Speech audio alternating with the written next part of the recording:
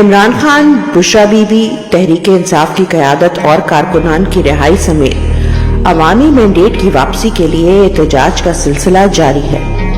آج بروز جمعہ اس سلسلے میں ضلع کوہاٹ، کنڈ، ٹانک اور اپر وزیرستان، جبکہ بروز ہفتہ ضلع اورکزئی، لکی مروت اور لوئر وزیرستان میں احتجاجی مظاہرہ ہوگا۔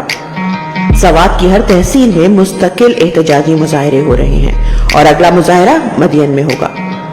آئی ایس ایف کے نوجوان اپنے اپنے تعلیمی اداروں میں احتجاجی واک کر کے اگلے مرحلے کی تیاری کر رہے ہیں۔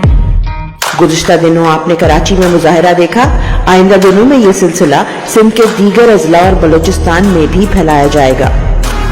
انشاءاللہ جب بھی قیادت اور کور کمیٹی فائنل کال دے گی، ہماری تنظیموں، یوتھ اور آئی ایس ایف کی تیاری مکمل ملے گی۔ ہم نے پہلے بھی پرامن طور پر اپنے حق کے لیے آواز اٹھائی تھی، ہم آج بھی اپنے حق کے لیے کھڑے ہیں۔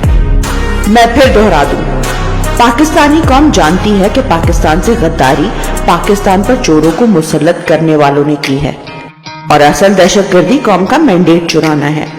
آپ بھلے ہمارے حق کے لیے آواز اٹھانے کو دہشت گردی اور غداری کہیں، ہم اپنا آئینی اور قانونی حق اختیار کرتے ہوئے اپنے لیڈر اور کارکنان کی رہائی اور اپنے مینڈیٹ کی واپسی تک یہ جدوجہد جاری رکھیں گے۔